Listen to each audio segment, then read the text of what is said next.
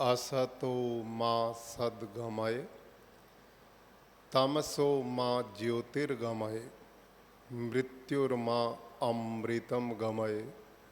ओम शांति शांति शांति। जय स्वामी नारायण। श्री स्वामी नारायण मंदिर कालूपुर अहमदाबाद द्वारा आयोजित आचार्य वंदना महोत्सव में उपस्थित आदरणीय श्रद्धेय श्री तेजेंद्र प्रसाद जी महाराज, आज जिन आचार्य प्रवर का जन्मदिन है, ऐसे आचार्य श्रद्धेय श्री कौशलेंद्र प्रसाद जी महाराज, माननीय श्री ब्रजेंद्र प्रसाद जी महाराज, कथाकार स्वामी निर्गुण शास्त्री जी, उपस्थित समादरणीय सभी संतगण, आदरणीय महानुभाव, देवी और सज्जनों, आज इस पावन धरा पर पहुंचकर मुझे अपार प्रसन्नता है कि कालूपुर वो मंदिर जो 1822 में भगवान स्वामी सहजानंद जी द्वारा स्थापित किया गया और उसके बाद पूरा प्रदेश, देश और विश्व में वो विचारधारा जो मानव के कल्याण करने वाली, समाज का उत्थान करने वाली, कुरीतियों का निवारण करने वाली, सत्य और यथार्थ धर्म पर चलाने वाली, ऐसी स्वामी नारायण संप्रदाय की विचारधारा ने करोड़ों लोगों को प्रभावित किया। और आज मुझे अपार प्रसन्नता है कि ये जो वट वृक्ष यहाँ लगाया गया था, आज वो महान रूप धारण करके सारे विश्व को सुख और शांति का रास्ता प्रशस्त कर रहा है। भाइयों और बहनों, हमें प्रसन्नता है कि भगवान के जाने के बाद जिस परंपरा का विधिवत निर्वहन आचार्य श्रद्धेय श्री तेजेंद्र प्रसाद जी महाराज, आदरणीय श्रद्धेय आचार्य कौशलेंद्र प्रसाद जी महाराज, उस परंपरा का विधिवत निर्वहन करते हुए समाज और राष्ट्र के उत्थान में अहर्निश प्रयत्नशील हैं। और हम सब के लिए आज बहुत प्रसन्नता का विषय है, आचार्य कौशलेंद्र जी महाराज अपने जीवन के 50 वर्ष, जिसको अर्ध शताब्दी बोलते हैं, उन्होंने बड़ी सफलता और मानवता की सेवा के साथ पूर्ण की है।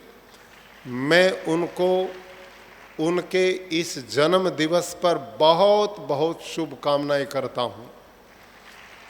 हमारे यहाँ वेदों में लिखा है, जीवे में शरदा शतम और भूयश्च शरदा शतात। भगवान से कामना है वो 100 वर्ष तक और 100 वर्ष से भी अधिक काल तक स्वस्थ और निरोगता पूर्वक मानव समाज का कल्याण करते हुए लंबी आयु को प्राप्त करें और इसी प्रकार से मानवता की सेवा करते रहें। भाइयों और बहनों, हमारे यहाँ लिखा है परोपकाराय सताम विभूतय, कि महापुरुषों का जीवन होता ही परोपकार के लिए है। आज मुझे बहुत प्रसन्नता हुई। मैं पिछले वर्ष भी आपके एक बड़े समागम में आया था और वहाँ मैंने प्राकृतिक खेती के बारे में एक विस्तार चर्चा की थी और आचार्य प्रवर ने उस विचारधारा को इतनी मजबूती प्रदान की कि वो भी लोक कल्याण का कार्य है। मैं देख रहा हूँ आप में बहुत सारे खेडूत बैठे हुए हैं जो खेती बाड़ी से जुड़े हैं। आज समय की आवश्यकता है कि पर्यावरण बिगड़ रहा है, जलवायु परिवर्तन हो रहा है, ग्लोबल वार्मिंग की चुनौती सारी दुनिया में है। इसका निदान प्राकृतिक खेती में है। इसी के साथ आज हमारी जो भूमि माता है, जिसको वेदों में कहा माता भूमि पुत्रो अहम पृथिव्या, ये भूमि हमारी माँ है, हम इसके पुत्र हैं, ये हमारा पालन पोषण करती है, सुख दुख हम इसी पर बिताते हैं। आज उस धरती माँ को हमने कीटनाशक यूरिया डीएपी जहर डाल डाल करके जहरीला बना दिया है। आज वो बिन उपजाऊ बनती जा रही है। धरती का पानी 600-700 फुट नीचे चला गया। खेती कैसे होगी? पीने का भी पानी नहीं मिलेगा। ये सारी चुनौतियां हमारे सामने हैं। देसी गौ माता जिसका हम पालन करते हैं, पूज्या मानते हैं, आज वो सड़कों पर बेचारी घूम रही है। उसका भी संवर्धन प्राकृतिक खेती से होगा, क्योंकि उसके बिना खेती हो ही नहीं सकती। और इसी के साथ लोगों का स्वास्थ्य आप और हम सब अच्छी तरह जानते हैं। जब रासायनिक खेती नहीं करते थे, कोई कैंसर को नहीं जानता था, डायबिटीज को नहीं जानता था, हार्ट अटैक को नहीं जानता था। अनेक असाध्य रोग जो आज मानव को अस्पतालों में भेज रहे हैं, अस्पतालों में जगह बेड नहीं मिलते। इसका बहुत बड़ा कारण है आजकल जो भी हम खुद खा पी रहे हैं, हमारी साग भाजी में जहर है, हमारे अन्नों में जहर है, हमारे फलों में जहर है।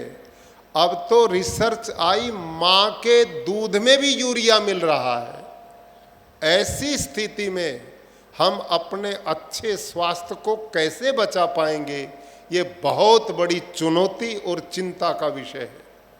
आज मुझे बहुत प्रसन्नता है, महाराज श्री ने पूरे प्रदेश के प्रत्येक जिला के उन प्रगतिशील खेडूत भाइयों को भी यहाँ सम्मानित किया, जिन्होंने पूरे जिले में प्राकृतिक खेती के मिशन को बहुत बुलंदियों पर पहुंचाया है। जितने खेडूत अलग अलग पूरे प्रदेश से यहाँ पर आए हैं, और महाराज श्री ने जन्म दिवस पर ऐसे खेडूत जो अन्नदाता हैं, जिनको बहुत सम्मान मिलना चाहिए, ऐसे खेडूतों को सही अर्थों में आप सबके बीच में बुलाकर जो सम्मान दिया गया है, मैं उसके लिए सब खेडूत भाइयों को भी बधाई देता हूं और साधुवाद देता हूं। भाइयों और बहनों, मैं लगभग 3 वर्ष से गुजरात में हूं। पूरे प्रांत के प्रत्येक जिले में जाने का मेरे को सौभाग्य मिला है, और प्राकृतिक कृषि के मिशन के साथ युवा बच्चों में नशा मुक्ति का अभियान, स्वच्छता अभियान, बेटी बचाओ अभियान, गौ माता का संरक्षण संवर्धन, ये मेरे बहुत प्रिय विषय रहे हैं।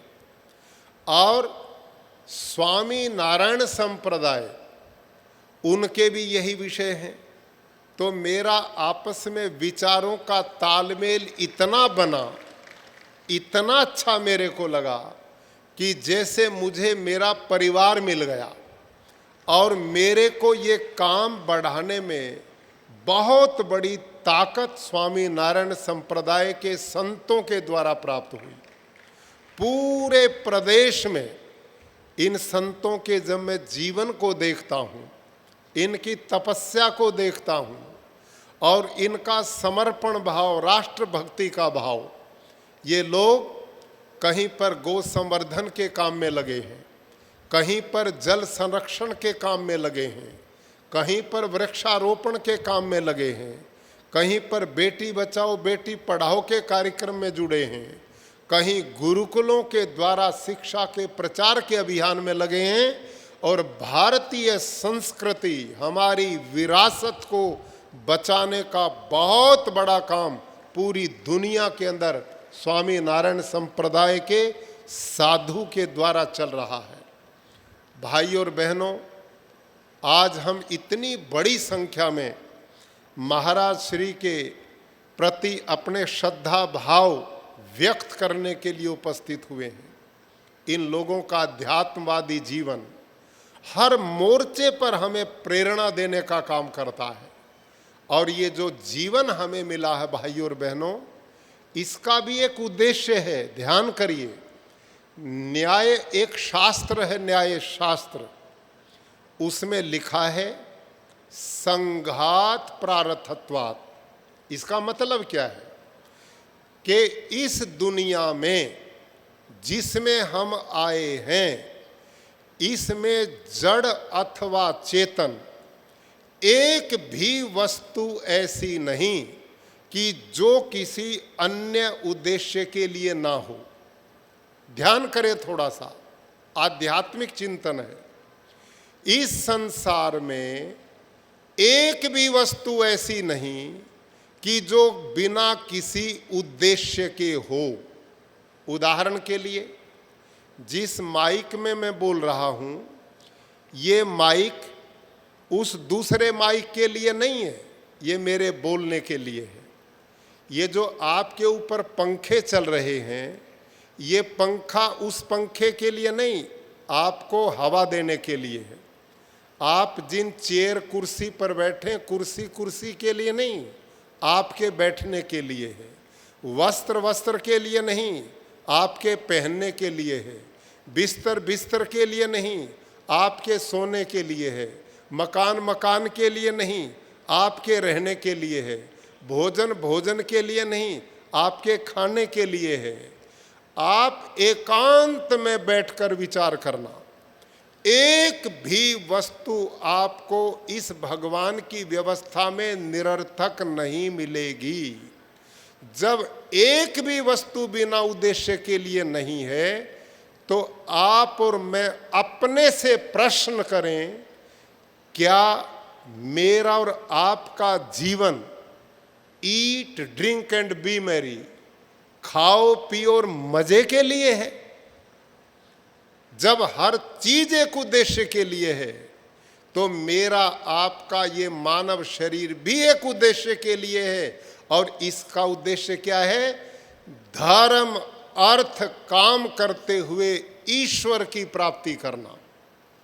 ये है मानव जीवन का उद्देश्य। इसको हमारे शास्त्रों में पुरुषार्थ चतुष्टय कहा है। यही जीवन का सार है। उपनिषदों ने कहा, इह चेद वेदित अत्सत्यमस्ति, न चेद वेदित महति विनष्टि। ओ लोगो, यदि मानव जीवन प्राप्त करके ईश्वर को प्राप्त कर लिया तो सब कुछ पा लिया, और यदि उसको नहीं पाया और दुनिया का सब कुछ पा लिया तो कुछ नहीं पाया। क्यों नहीं पाया? क्योंकि ये तो छूटने वाला है, ये कभी किसी के साथ रहने वाला नहीं है। आज ये मेरे पास है, कल उसके पास है, कल तीसरे के पास है। हमें वो चाहिए जिसकी प्राप्ति के बाद किसी भी चीज की इच्छा न रहे। और वो क्या है? वो है ईश्वर की प्राप्ति करना। जिसने उसको पा लिया, उसका जीवन धन्य हो गया। इतिहास की एक घटना मुझे याद आई, बड़ी रोचक भी है और वो प्रेरणादायी भी घटना है। आपने मुगल शासक औरंगजेब का नाम सुना होगा। वो बड़ा निर्दयी शासक था। वो आगरा में राज्य करता था। कहते हैं उसके दरबार में एक कर्मचारी था दीवान के पद पर, उसका नाम था वलीराम। तो वलीराम बड़ा धर्मात्मा आदमी था, ईश्वर भक्त भी था, अपने कर्तव्य के प्रति बड़ा जिम्मेदार था। प्रतिदिन की तरह वो राजा के दरबार में दीवानगी करने के लिए आया। औरंगजेब के दरबार का एक नियम था कि जब भी कोई दरवाजे में अंदर प्रवेश करता था तो महाराज को सलाम करना पड़ता था, और जब महाराज सलाम स्वीकार करे तो वो अंदर जा सकता था। अब आज जब वलीराम दरबार में आए तो औरंगजेब अपने अन्य कार्यों में बहुत व्यस्त थे। तो वलीराम ने द्वार में खड़े होकर सलाम दी, औरंगजेब ने नहीं ली। थोड़ा सा भी उनकी गर्दन उधर होती, बेचारा फिर सलाम देता, नहीं ली। घंटा 2 हो गए खड़े खड़े, औरंगजेब अपने कामों में व्यस्त थे। वलीराम के मन में एक वैराग्य पैदा हुआ और वलीराम ने विचार किया, अरे वलीराम, ये किस काम की जिंदगी है? एक क्रूर शासक के सामने 2 घंटे सलामी दे रहा हूं और वो ले नहीं रहा, ये तो बेइज्जती का काम है, किस काम की ये जिंदगी है? और वलीराम के मन में वैराग्य पैदा हुआ, वो अपने पोथी पत्रे वहीं फेंक दिए, घर नहीं गया। आप कभी आगरा गए हों तो ताजमहल के साथ यमुना नदी बहती है।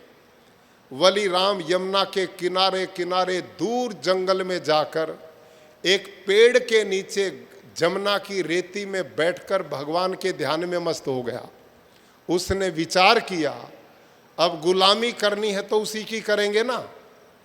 भाई और बहनों, कुछ समय व्यतीत हुआ, औरंगजेब को जरूरत पड़ी वलीराम की, क्योंकि उसका दीवान था, राजपाट के लेखा जोखा उसके पास था। वलीराम के बारे में पूछा कि आज वलीराम नहीं आया। उनके मंत्री ने कहा, महाराज आया तो था, तो उसको बुलाओ। कि महाराज, वलीराम आपको सलाम कई बार करता रहा, आप व्यस्त थे, सलाम नहीं ले पाए, लगता है नाराज होकर के घर चला गया। औरंगजेब ने कहा, उसकी ये हिम्मत, 2 पैसे का नौकर और नाराज होके चला जाए, उसे घर से अभी पकड़ करके लाओ। घर पे सिपाही भेजे। अब घर पे तो महाराज गए ही नहीं, वो तो जमुना की रेती में बैठे थे। पूरा दिन बीत गया ढूंढते हुए, नहीं मिले। अगला दिन बीत गया, पत्नी परेशान, बच्चे परेशान, रिश्तेदार परेशान और राजा सबसे ज्यादा परेशान। औरंगजेब ने कहा, भाई मेरा काम उसके बिना नहीं चलेगा, क्योंकि राजपाट का लेखा जोखा तो सारा उसके पास है, कहीं भी ढूंढ करके लाओ। चारों तरफ राजपुरुष दौड़ा दिए, चारों तरफ रिश्तेदार संबंधी दौड़ रहे। ढूंढते ढूंढते भाई और बहनों, 6ठा दिन आ गया। जब 6ठा दिन आया तो एक सिपाही जमुना के किनारे दूर उधर ही चला गया और उसने देखा कि सामने एक व्यक्ति पेड़ के नीचे रेती में बैठा है। इसी से पूछ ले, इसने वलीराम को देखा हो। जब पास में गए तो सिपाही ने देखा कि भाई ये तो खुद ही वलीराम बैठा है। उसको कहा, रे वलीराम, भले आदमी, तूने सबको इतना परेशान कर दिया, घर परिवार वाले दुखी, राजा सबसे दुखी, हम भी भगा रखे 6 दिन से, हम तुम्हें लेने के लिए आए हैं, राजा बुला रहा, चलो हमारे साथ। जब ये प्रस्ताव रखा तो वलीराम ने गर्दन हिला दी, हम नहीं चलेंगे। दौड़ा दौड़ा गया, मंत्रियों को सूचना दी। मंत्रियों ने राजा को बताया, महाराज वलीराम मिल तो गया, लेकिन आने से साफ इनकारी करता है। औरंगजेब ने 2 समझदार मंत्री भेजे कि जाओ उसे बुला करके लाओ। 2 मंत्री गए, उन्होंने देखा है तो वलीराम ही। बातचीत भी की। भाई राजा का स्पेशल आदेश है, तुम्हारे बिना काम नहीं चलेगा, हम तुम्हें लेने के लिए आए हैं, हमारे साथ चलो। वली राम ने फिर गर्दन हिला दी, हम नहीं चलेंगे, और वो वापस लौट आए। औरंगजेब को कहा महाराज है तो वली राम, मिल भी गया, बातचीत भी हुई, लेकिन आने से साफ इनकारी करता है। औरंगजेब ने कहा भाई उसके बिना तो काम नहीं चलेगा। जब वो इतनी जिद बनाए बैठा तो हम ही चलते हैं। अब आप लोगों को पता उस समय राजे महाराजे कैसे चलते थे। हाथी पर बैठ कर के राजा चला, कोई ऊंट सेना, कोई अश्व सेना, कोई पद सेना। गर्मी के दिन जेठ की लूएं चल रही, लूओं को पार करते हैं औरंगजेब जमुना के किनारे बैठे वली राम के पास पहुंच गया और हाथी पर बैठे आवाज दी कि ओ वली राम, अब 8 साल इकट्ठे रहे थे, एकदम आवाज पहचान ली राजा की वली राम ने कि हाँ राजन, अरे उठो, मैं तुम्हें लेने के लिए आया हूं। वली राम ने आंखें बंद करते गर्दन हिलाई, हम नहीं चलेंगे। राजा हाथी से नीचे उतरा, कंधा पकड़ करके हिलाया, उठो और चलो। फिर वली राम ने कहा हम नहीं चलेंगे। औरंगजेब ने कहा क्यों नहीं चलोगे? तो भाइयों और बहनों ध्यान से सुनना वली राम ने क्या कहा। इस घटना का निचोड़ वली राम ने कहा राजन, तेरी गुलामी करते करते 8 साल बीत गए, सलाम पहले से ज्यादा लगानी पड़ती है, और भगवान की गुलामी करते कुल 6 दिन हुए हैं। भगवान की गुलामी करते कुल 6 दिन हुए हैं। राजा सहित दरबार के मेरे द्वार पर खड़ा है। अब बता, तेरी गुलामी में मजा है या उसकी गुलामी में मजा है? भाई और बहनों, हम सब जीवन में आए हैं मनुष्य देह धारण करके। हम इस प्रकृति की गुलामी करते हैं, दुनियादारी की गुलामी करते हैं। ये स्थायी और टिकाऊ नहीं है। असली चीज स्थायी और टिकाऊ है ईश्वर। इस शरीर की ओट में आत्मा और इस प्रकृति की ओट में परमात्मा। इस आत्मा को उस परमात्मा से जोड़ना, यही जीवन का उद्देश्य है। और ये मार्ग इन संतों के द्वारा हमें बताया जाता है। इसी प्रकार की परंपरा का निर्वहन स्वामी नारायण संप्रदाय मानव कल्याण के लिए करता है।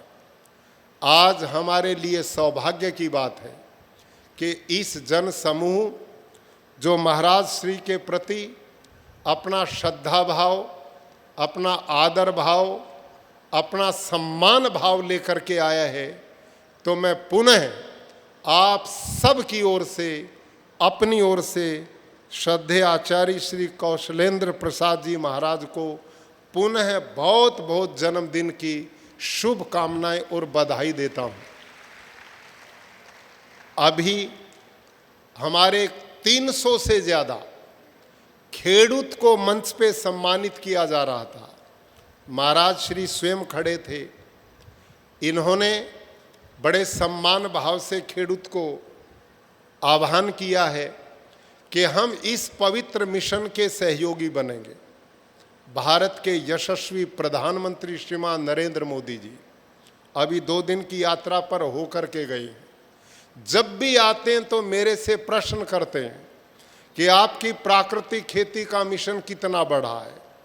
ये बहुत जरूरी है, इसको पूरे देश में फैलाना है।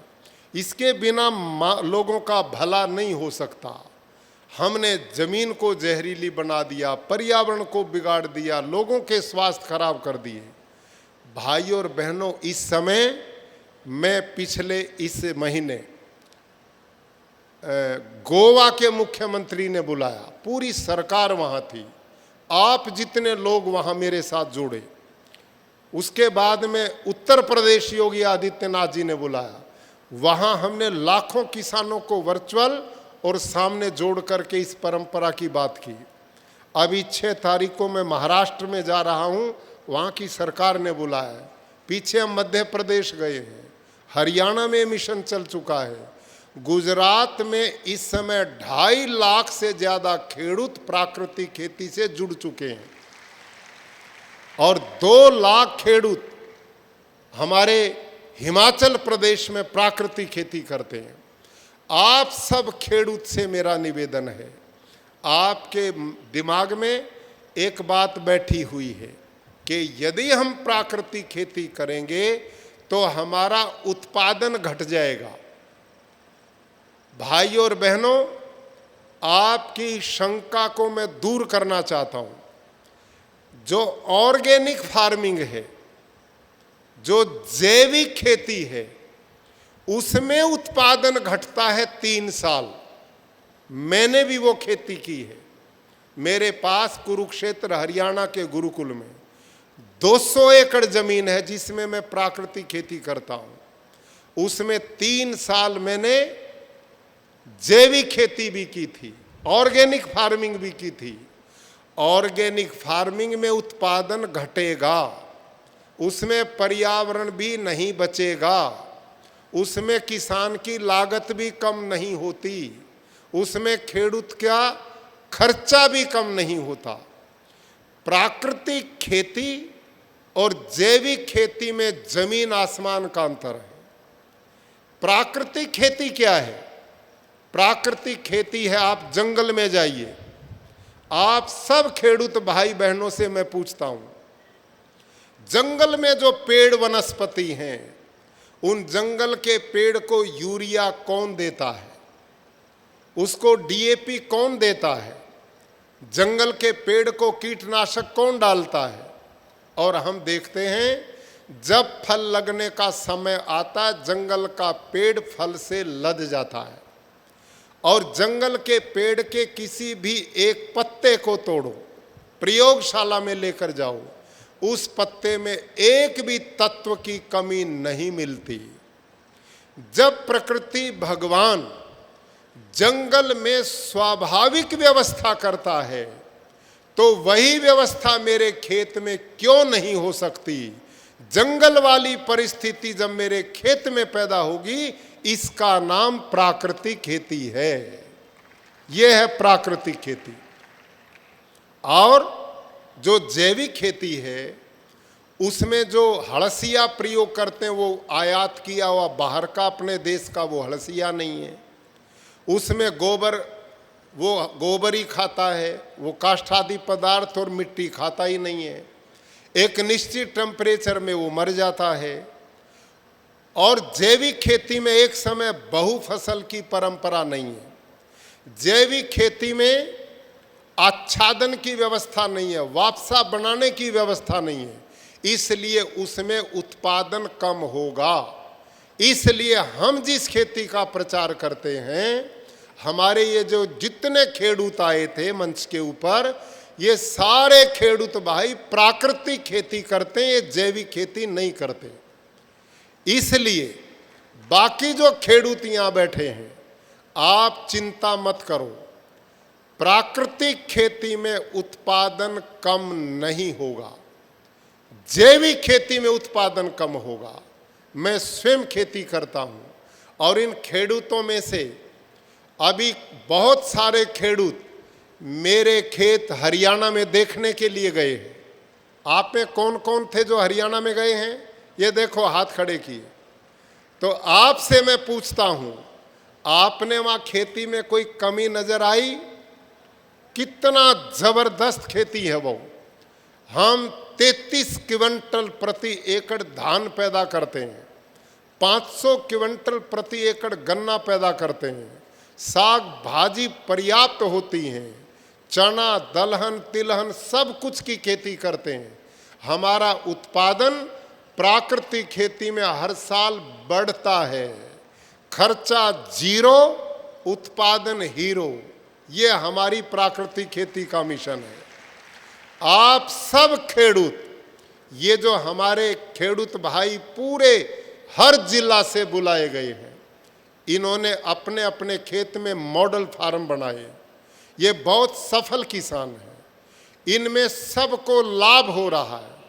आप सब वो खेडूत भाई इनको बताएं, आपके यहाँ यदि लाभ हो रहा है खेती में तो हाथ खड़े करें, नहीं हो रहा तो हाथ ना खड़े करें।